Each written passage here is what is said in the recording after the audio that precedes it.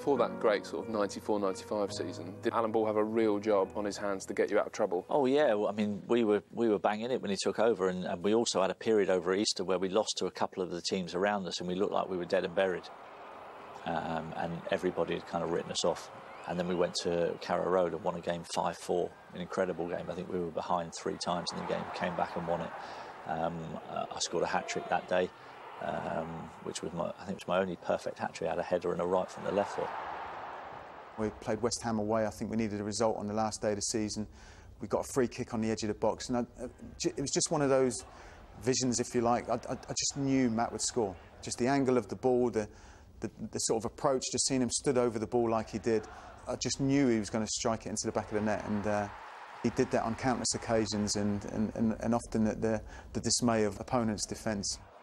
We were desperate to stay up and we were hanging on, and I pulled him to one side at the training ground once and casually just brought it up and said, you know how important it is for you to be given everything because we need you now more than ever. And he knew, he just nodded, and he did. I think if you look back at that particular season, it was his games and his efforts and his goals which saved us from relegation.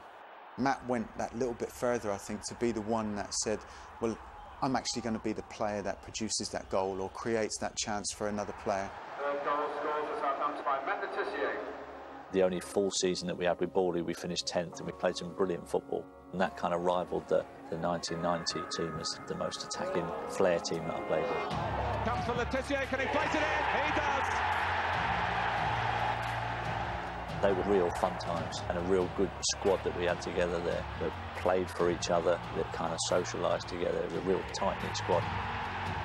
During that time on the ball, I think I scored 45 goals in 64 games from midfield. You know, even as a centre forward, that would be a pretty decent strike rate. The Blackburn goal was my favourite goal of my career. I'd been practising that actual strike quite a bit in training. I was aiming for that top corner. That's where it was meant to go. It makes it a little bit more special that Timmy Flowers was in Blackburn's goal, and he won't thank me again for mentioning it. Preceding his shot, I mean, he gets the ball in the centre circle and he goes past about a little mazy, snaky run, goes past about 3 of our lads. And I saw him lift his head and I thought, he can do anything, he might even shoot. And the minute it got about 10 yards away from his feet and I started to go back, I knew I was in massive trouble. I looked up and he's pointing back, and I didn't know he was having a pop at me or saying get the ball, because I think we were 2 or 3 up at the time. We went on to win the game, so he comes up afterwards, shook hands, he went, what about that one then? And I went, well, you lost. I said, you only claim that one, you've lost. How many points have you won? And he walked off. He always had to have the last word every time, bless him. Talk about David Beckham, people say, oh, you know, his free kicks are good. Well, that's because he takes 50 a day in training, you know. His corners are good, he's got great delivery, you know, he takes 50 a day, you know. Tiz was like that. Get a ball out and Tiz come alive. And he'd practice shooting and finishing from all angles, and it would be getting out his feet and bending, he's aiming at top corners, he's aiming for that square net inside the post. At times I saw Matt go out with a bag of balls, grab a goalkeeper or someone and go out and ask him to go in to take penalties out or strike free kicks out or just do a bit of an extra shooting session. His ability and talent, coupled with the hard work that he put in, resulted in a lot of the goals that we saw. That was kind of the time when Terry Venables had just dropped me from the England team, so it was kind of nice being live on Sky, scoring a couple of goals and trying to give them a reminder that I was still around, and didn't work, but it was nice to do it. Le Tissier, is this the goal? Yeah! Southampton are ahead, and Matt Le Tissier strikes again. There's an amazing shot of you yawning, I think, before kick-off. It kind of summed you up, and then you went out there and whacked a couple in. Yeah, there was, yeah. I'm not quite sure why it would happen. I wasn't tired. Maybe just my way of relaxing a bit. Well, what happened with Tottenham? How close did it get? I agreed a contract and everything, yeah. I was a couple of weeks away from probably signing. Southampton didn't really know too much about it because the kind of negotiations were kind of done in secret, and the idea was that the contract that I'd signed would only be bought out when the 2 clubs had agreed a fee at the end of that season. But before it got to that stage, I changed my mind. So Southampton would never have really found out about it. Nobody would have found out about it had the Tottenham chairman at the time not wrote an autobiography and put the details of it into his book, and that was about 7 years later or something. Why did you change your mind? Combination of things, mainly family reasons.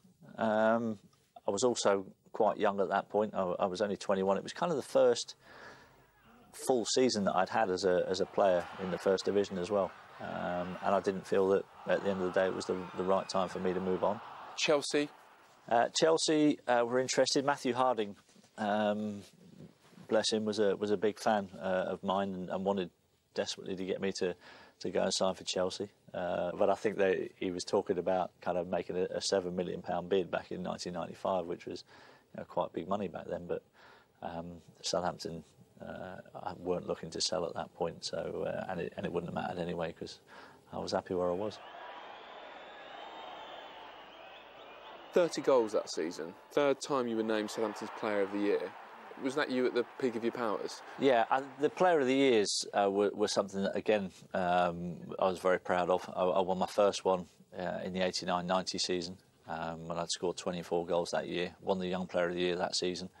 My second one came in 93-94 when Borley took over that season, and I won it 2 years in a row. So I think I'm still the only Southampton player to have ever won it 3 times, which again is a nice thing to have. But those 2 years, 93, 94, 94, 95 were me at the peak of my powers, yeah, for sure.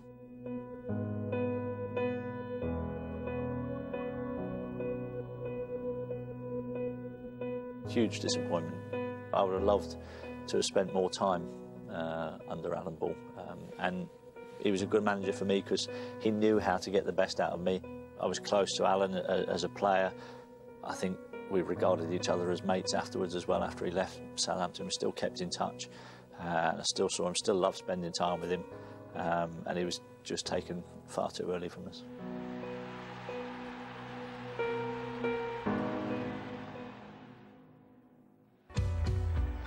I only ever really remember having 2 ambitions in my life. One was to be a professional footballer and the other one was to play for England. I felt like I'd played well enough during periods of my career to be given a few more chances.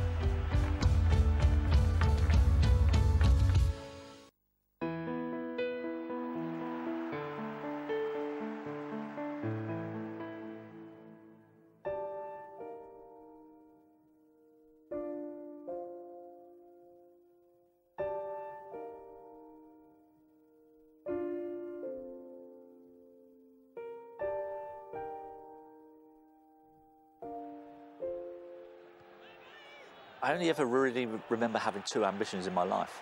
One was to be a professional footballer and the other one was to play for England. Those were the 2 things I wanted more than anything as a kid growing up. I started 2 games, 1 friendly and 1 qualifier. I'm not bitter about it. I'm disappointed because I felt like I'd played well enough during periods of my career to be given a few more chances. I think he could have handled any stage. He could have handled the biggest stage of the lot, and it's just a pity he didn't get more England caps.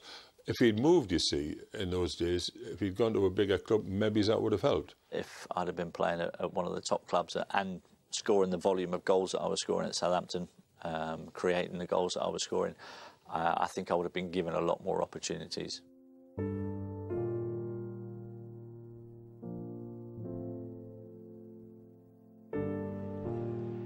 The relationship with Glenn became a little bit strained when he was England manager.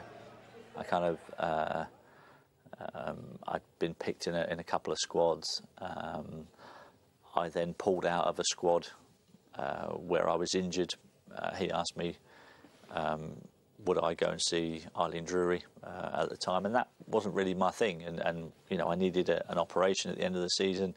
I was only carrying on playing for Southampton because we still weren't safe that season. We needed some points, so I was playing at kind of, I don't know, 60-70% fitness, really. A lot of people say that was my whole career, but that wasn't. And I kind of said I couldn't do myself any justice. So I've refused to go and see Eileen, and then I didn't get picked again in the next squad. I then came back for an England B game where I scored the hat-trick, and then didn't get in the 30-man squad after that, which was picked for the '98 World Cup. He'll have plenty of time to practice his golf this summer, but that's little consolation to a player who'd rather be teeing up the World Cup. Tissier! The Southampton ace learnt he hadn't done enough to impress by turning on the TV. I found out on teletext. Didn't that upset you a little bit?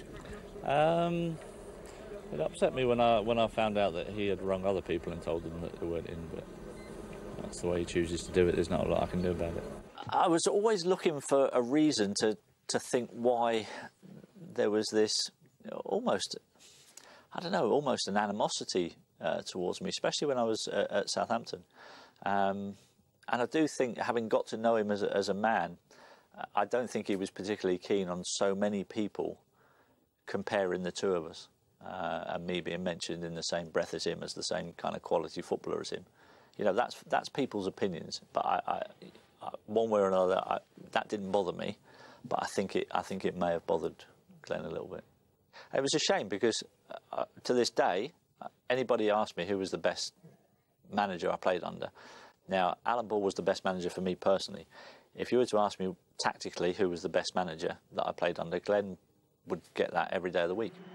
I would have liked to have played in a finals. You know, I would have liked to have gone to a World Cup or a European Championship and tested myself against the best players in Europe or the world. But the fact that I've got 8 caps, you know, the first person ever from Guernsey to do that, and nobody will ever be able to take that away from me.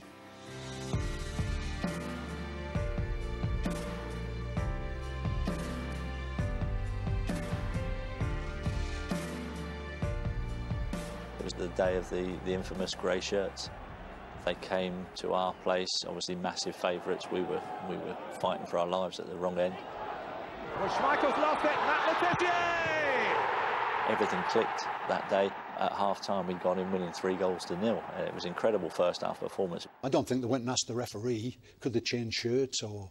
And I think the excuse they made was that, well, we can't see each other properly with these grey shirts on. So they changed them. It didn't make any difference because on the day we battered them. I hadn't actually noticed that they were playing in different coloured shirts until someone pointed it out to me afterwards.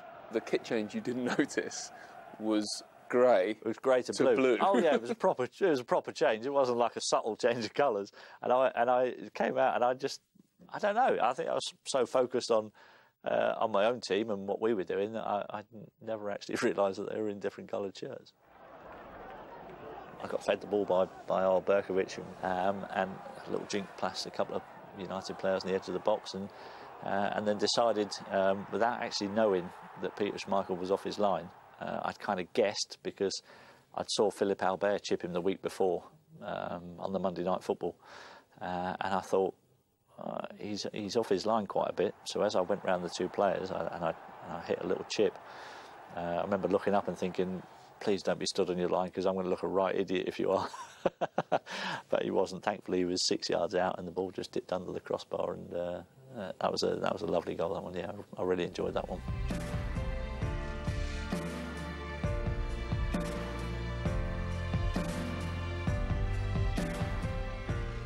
The Ali Dia situation, George Ware's supposed cousin, coming in and Graham giving him his Premier League debut, brought him on as a sub for me, which was slightly embarrassing.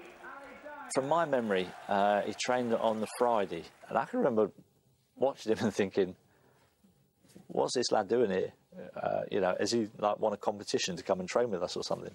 And so he trained with us, and then next day we turned up at the Dell, you know, 1:30 in the changing room, and he sat in the changing room. I'm thinking, oh, he must have won a competition to come and like sit in on the team talk and watch the game and everything. Fair play to him. And then when the team was named, he's on the bench. I'm thinking, really? And then, of course, I get injured. He comes on. Nearly scores, actually. He had a great chance to score. If he wasn't so bad, he probably would have stuck it in. But then Graham Souness obviously realised that he's not who he said he was, and hooked him off again. And that was the last we ever saw of him. How did you get on with Graham Souness? Pretty good.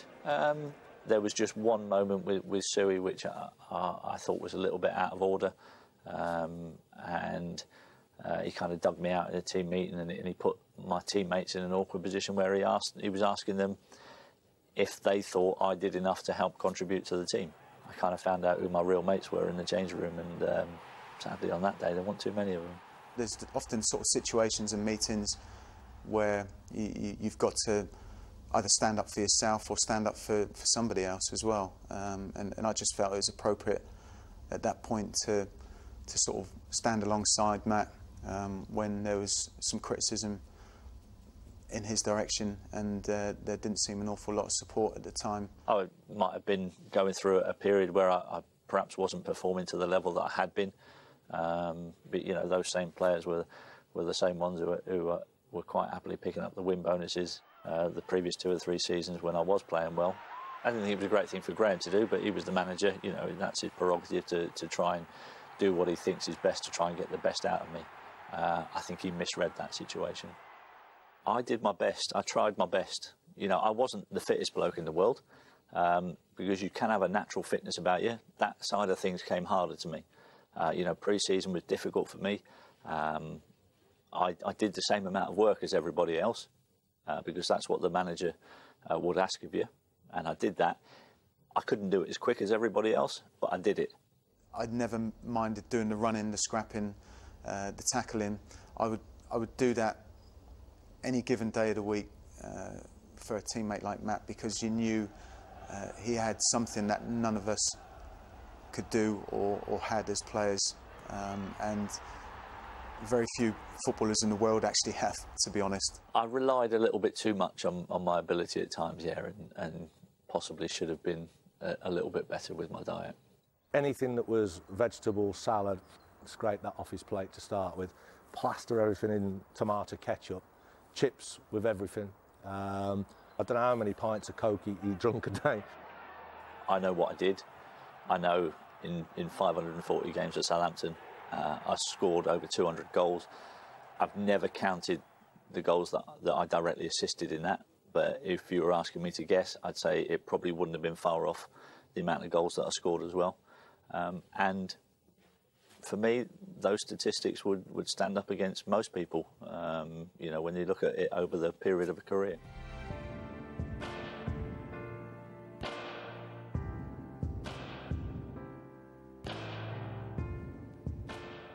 It was the only time in my career where playing away from home, it actually felt like we were playing a home game, because Southampton took 10,000 fans. I whipped in a free kick, put it on James Beattie's head. Beattie gets there! He flicks it in for 1-0.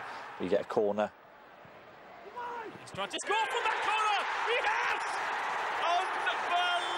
Unbelievable!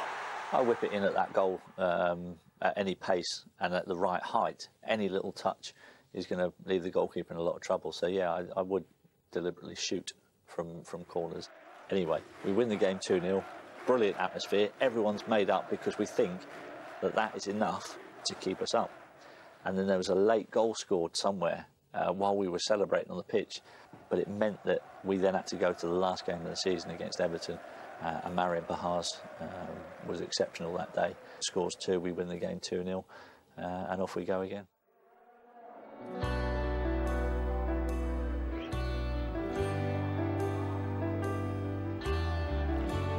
It was a big occasion. It was going to be the very last game in the Dell, and what Matt achieved for Southampton was unbelievable. I just felt he deserved to know that he would actually be featuring in that game, whether it be for a minute or 10 minutes or 20 minutes. I've always say I'll be eternally grateful to Stuart Gray, who was our manager at the time, because he proved back then that there was a little bit of room for sentiment in football, because I'd spent most of that season injured. I think I'd only scored one cup goal that season. I hadn't scored a Premier League goal the whole season, but he promised myself and Francis Benali that we'd be on the bench for that game, but when the final whistle blew, he said me and Franny deserve to be on that pitch at the end. The only thing, like I said to him, is that when I do put you on, Matty, last thing I want you to do is go searching for the ball in our half. I want to play you as far forward as possible. And some things live with you for the rest of your life. We were drawing 2-2 at the time, 88th minute, and the ball dropped to me on the edge of the box. As soon as it left my foot, I knew exactly where it was going. That was a lovely moment to be able to say that for the rest of time that I was the last person to score the last ever league goal at the Dell meant a great deal to me. Although it was nearly ruined about a minute later. Chris Marsden hit this shot from the edge of the box, which I thought was going in, and Arsenal's keeper Alex Manninger tipped it over the crossbar. And I can remember running into the penalty box, and I thought, I want to go and say thanks to him. And I nearly went and cuddled him, and I thought that won't look very good, so I didn't bother. And then I went and take the corner, and the final whistle blew just as I took the corner. took a short one so nobody could score from it. If you were writing in a story, in a book, you would write that the game was won, the ground was full, and the legend, the hero, the man called Le God, had scored the goal, and the roar went on and on and on. I think it was the first season that we were at St Mary's where I kind of thought, this is a bit of a struggle now. I can't do what I used to be able to do. I kept breaking down with injury, and I just thought this was kind of about the February or March of that season.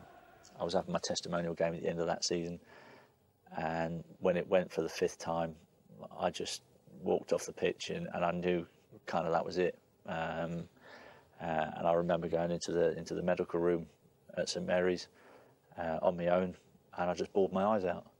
I won't lie, it was an emotional time. It's emotional now. I can feel myself getting emotional now when I think about it. There were a mixture of emotions, really. One was obviously a huge disappointment that I wasn't going to step out on the pitch again to a full stadium and be able to smack one in the top corner from 25 yards and see everyone erupt. There was also a little bit of relief in there. I won't lie. I was relieved that I never had to do another pre-season. That was one of the first things that went through my mind. And, you know, there was a bit of pride in there as well that, you know, I'd spent my entire career at Southampton in the top flight, never been relegated. And, you know, I'd set out to be a professional footballer, to play for England.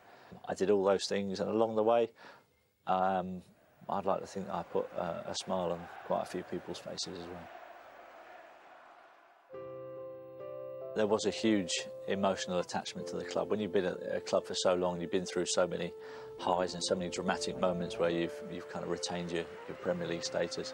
I think it does mean a whole lot more. And the attachment that I had with the fans, who were always brilliant to me, even through the times when I was struggled for a little bit of form, struggling with injury, they were always, you know, really supportive of me. Brilliant. Thank you very much. You're welcome. Thank you. No worries. Yeah, sure. The crowd at Southampton loved him, and we all loved him as well. Just unexpected genius when you're up against it, and then he pulls something out the bag.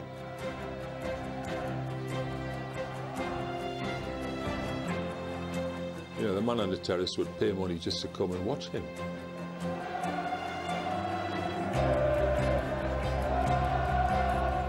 An incredible technical talent, outstanding footballing ability.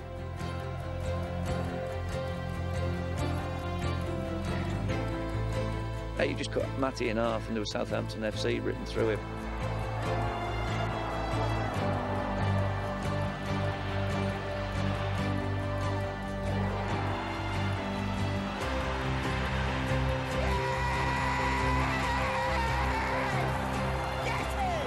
Matt's talent, his ability, his loyalty and his friendship sort of stand him out more than any other player I've played with.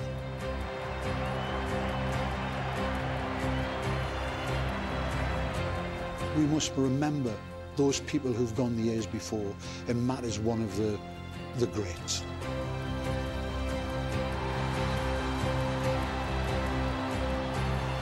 At times, yeah, it did seem like it was scripted. There were moments like that last goal at the Dell that will live with me forever. And as I said earlier on, I've got no regrets about the decisions I made, and if I had the chance to do it all again, I don't think I'd change it. What a goal by Matt Le Tissier! Enjoy Sky Sports.